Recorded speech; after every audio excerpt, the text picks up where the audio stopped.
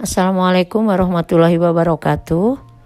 Dalam kesempatan ini, saya akan menyampaikan materi tentang harmonisasi hak dan kewajiban asasi manusia dalam perspektif Pancasila.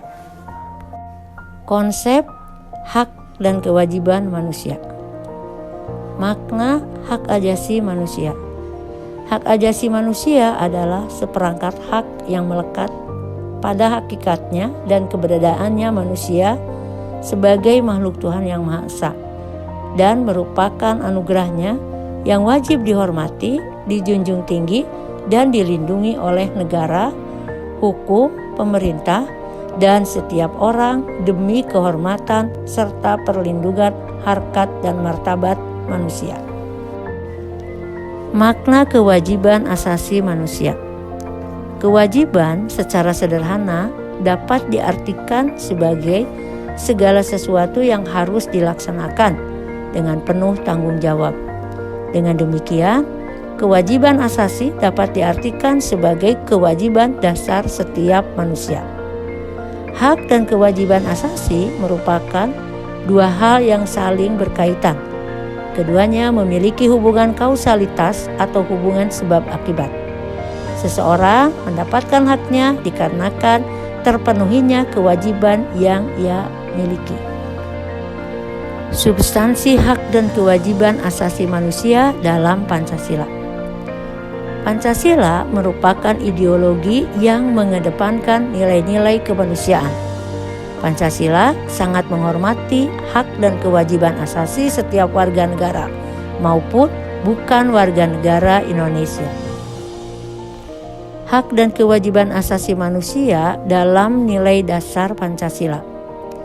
Nilai dasar berkaitan dengan hakikat kelima sila Pancasila, yaitu nilai ketuhanan yang Maha Esa, kemanusiaan yang adil dan beradab, persatuan Indonesia, kerakyatan yang dipimpin oleh hikmat kebijaksanaan dalam permusyawaratan perwakilan, dan nilai keadilan sosial bagi seluruh rakyat Indonesia. Nilai-nilai dasar tersebut bersifat universal, sehingga di dalamnya terkandung cita-cita, tujuan, serta nilai-nilai yang baik dan benar. Hak dan kewajiban asasi manusia dalam nilai instrumental Pancasila. Nilai instrumental merupakan penjabaran dari nilai-nilai Pancasila. Nilai instrumental sifatnya lebih khusus dibandingkan dengan nilai dasar. Dengan kata lain, nilai instrumental merupakan pedoman pelaksanaan kelima sila Pancasila. Perwujudan nilai instrumental pada umumnya berbentuk ketentuan-ketentuan konstitusional. Hak dan kewajiban asasi manusia dalam nilai praksis sila-sila Pancasila. Nilai praksis merupakan realisasi nilai-nilai instrumental suatu pengalaman dalam kehidupan sehari-hari. Nilai praksis Pancasila senantiasa berkembang dan selalu dapat dilakukan perubahan dan perbaikan sesuai perkembangan zaman dan aspirasi masyarakat. Kasus pelanggaran hak asasi manusia.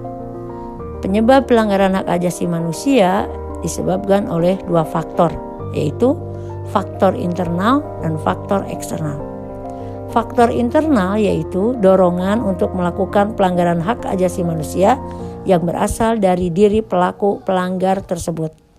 Sedangkan faktor eksternal artinya faktor yang berasal dari luar manusia yang mendorong seseorang atau sekelompok orang melakukan pelanggaran hak asasi manusia.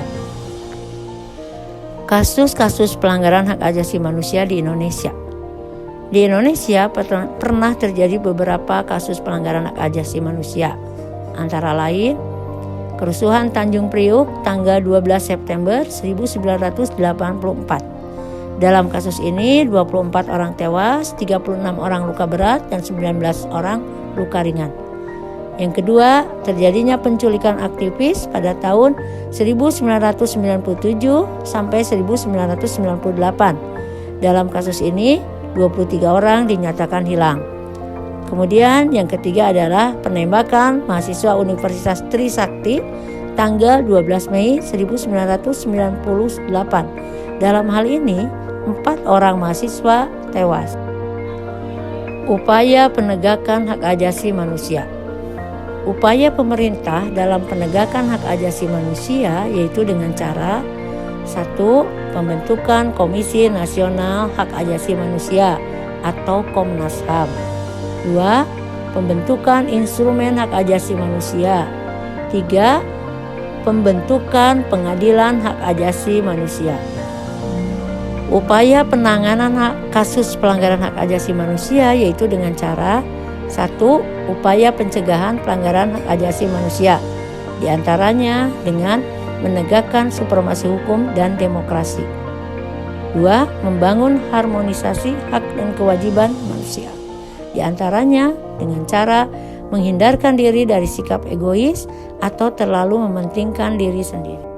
Setelah pelajaran PPKN selesai, diharapkan terbentuk pelajar Pancasila yang beriman, bertakwa kepada Tuhan Yang Maha Esa dan berakhlak mulia, mandiri, bernalar kritis, berkebinekaan global, bergotong royong, dan kreatif.